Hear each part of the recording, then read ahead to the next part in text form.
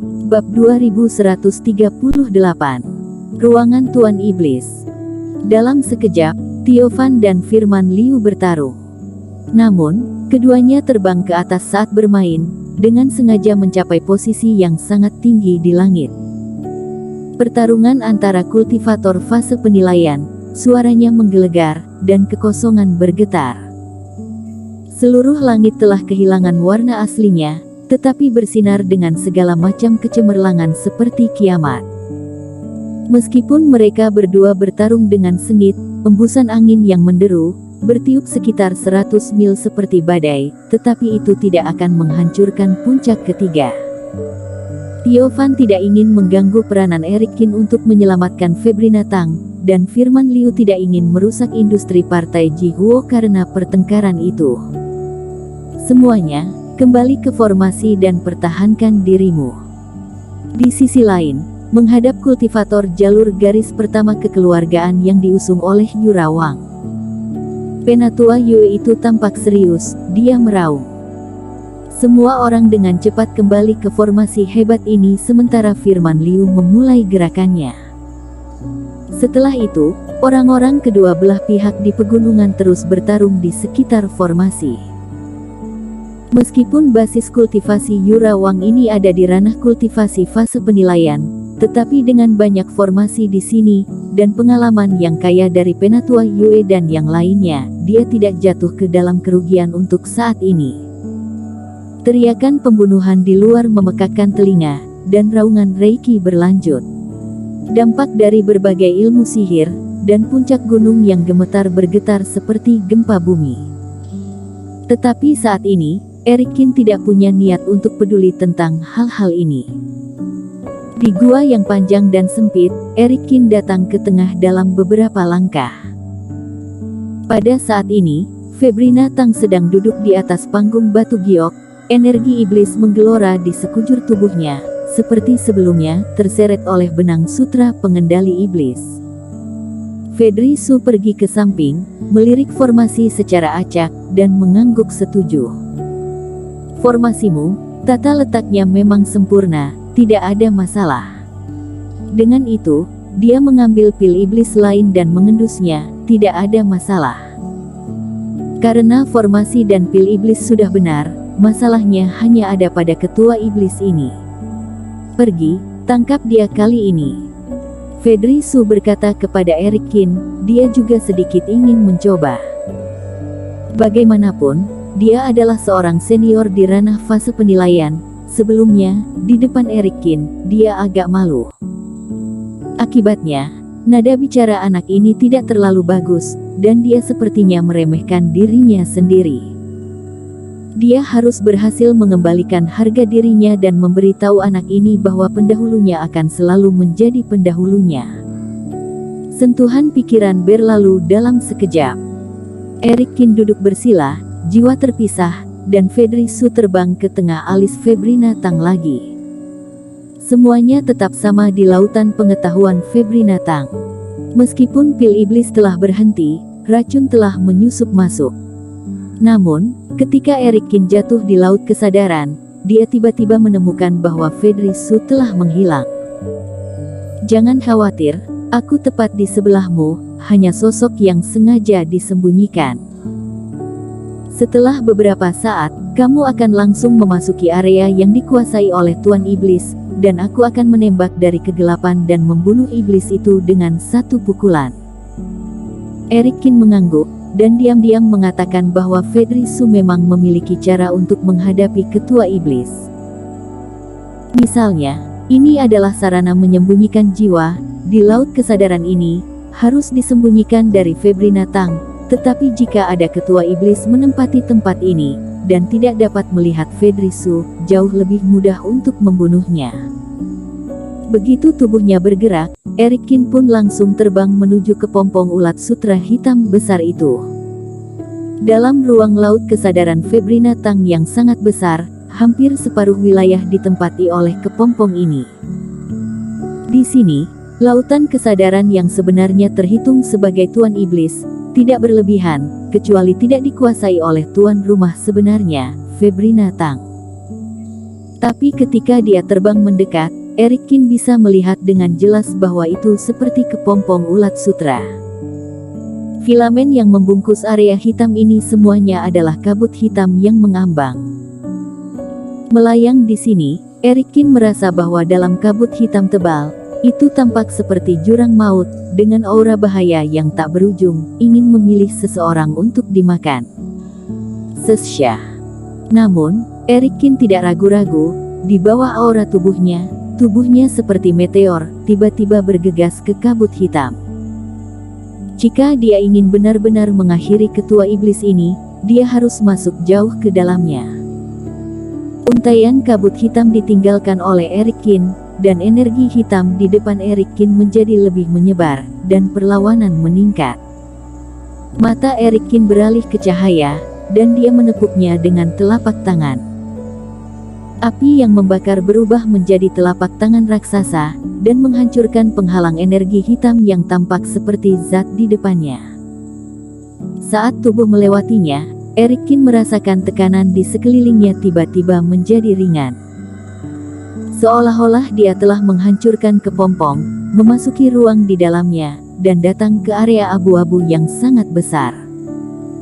Tatapannya menyapu, tidak ada kehampaan di sini, tidak ada objek referensi, dan tidak ada tanda-tanda ketua iblis yang terlihat. Hehehe. Dalam keremangan ini, tawa dingin tiba-tiba bergema di seluruh ruang. Ternyata itu kamu. Aku tidak menyangka seseorang akan berani masuk ke wilayahku, dan kamu adalah bocah yang mematahkan lenganku. Suara Tuan Iblis, dengan sedikit kebencian, jelas mendendam karena lengan yang patah. Ya, aku akan menelan seluruh tubuhmu kali ini, jadi jika dirimu tidak ingin mati, berinisiatiflah untuk mengabdikan dirimu padaku dan memohon belas kasihan padaku, dan aku akan mempertimbangkan untuk memaafkanmu. Erikin melihat sekeliling dan berbicara perlahan. Bersambung. Bab 2139. Benar-benar iblis hitam berlengan 8. Oh, membuatku takut. Kamu kira aku takut padamu? Tuan Iblis tidak bisa menahan tawa lagi. Aku akui bahwa aku meremehkanmu pada saat itu dan kehilangan tangan karena seranganmu. Tapi kamu tidak mengikuti energi iblis untuk mengejar dan membunuhku, dan dirimu juga datang dengan pil iblis, yang notabene-nya serangan bunuh diri, dan itu membuktikan bahwa hartamu, bahkan jika itu bisa diperlihatkan, apakah itu hanya ada di tubuhmu, bukan?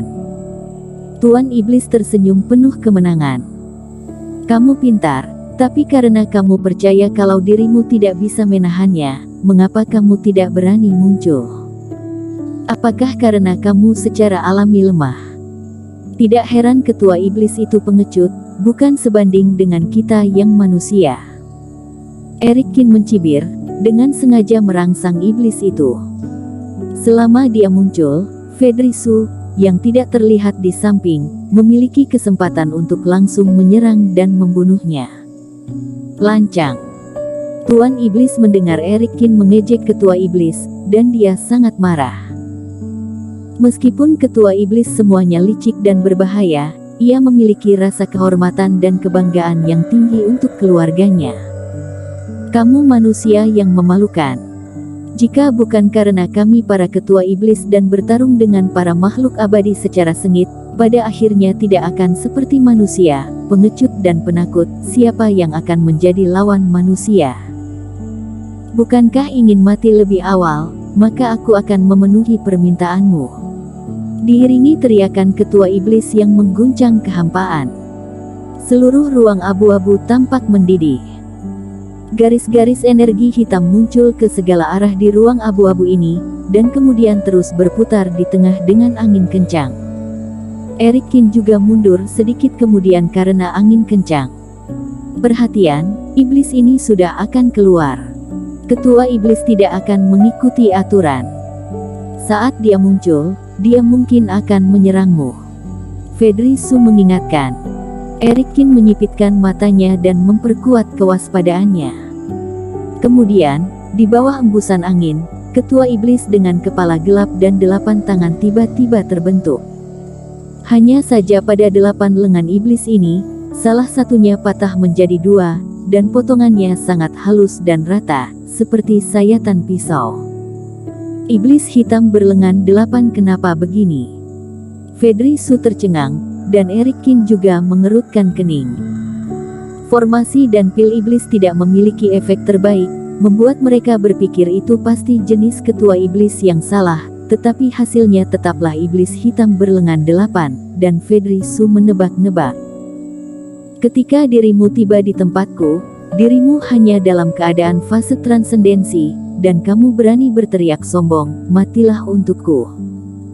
Aku ingin menghancurkan jiwa dewamu, melahap setiap keping ingatanmu, dan membuatmu sengsara. Sesiu tidak memberi keduanya kesempatan untuk berpikir terlalu banyak. Benar saja, setelah ketua iblis ini muncul, dia langsung bergegas ke Eric Kin tanpa peringatan. Saat dia terbang, mulutnya terus berteriak. Di ruang abu-abu, kecepatannya sangat cepat. Selain itu adalah ketua iblis fase penilaian. Bahkan jika diracuni, terganggu dan berkelahi dengan Febrinatang, itu tetap lebih kuat dari Eric Kin. Sambil menghela napas, dia datang ke Eric Kin. Sebelum Eric Kin bisa bergerak, 2 sisik hitam besar keluar dari 7 lengan. Di ujung jari, paku hitam pekat itu langsung mengebor sisik dan menusuk ke arah kepala Eric Kin. Jika terkena jurus Tuan Iblis ini, Eric Kin pasti akan memiliki beberapa lubang lagi di kepalanya. Sebagai tanggapan, Eric Kin mundur dengan tajam. Ketua Iblis mencibir dan terus mengejar, jemarinya semakin mendekat ke Eric Kin. Sesyah. Dan tepat ketika cakarnya hendak menyentuh Eric Kin, Fedri Su akhirnya bergerak. Cahaya pedang Pirus muncul di depan ketua iblis tanpa peringatan.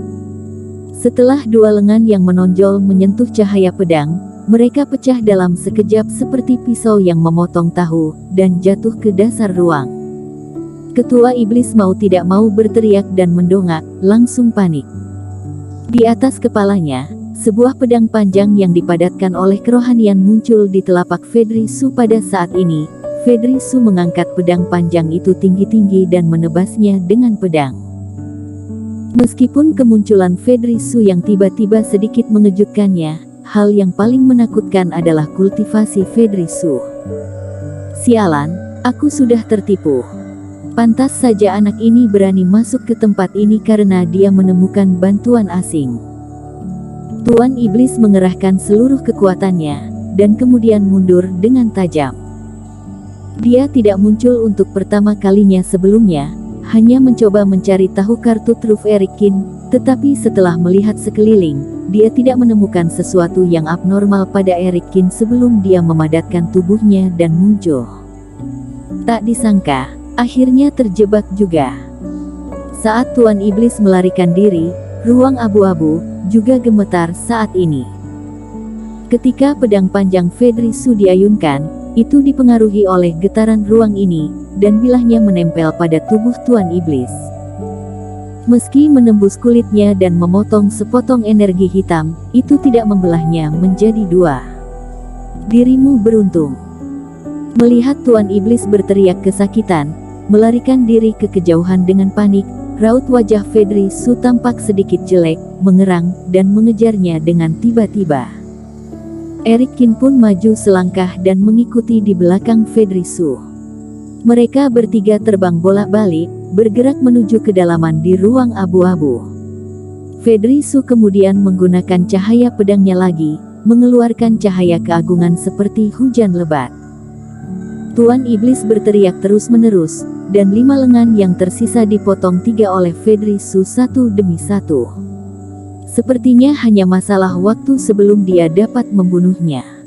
Bersambung.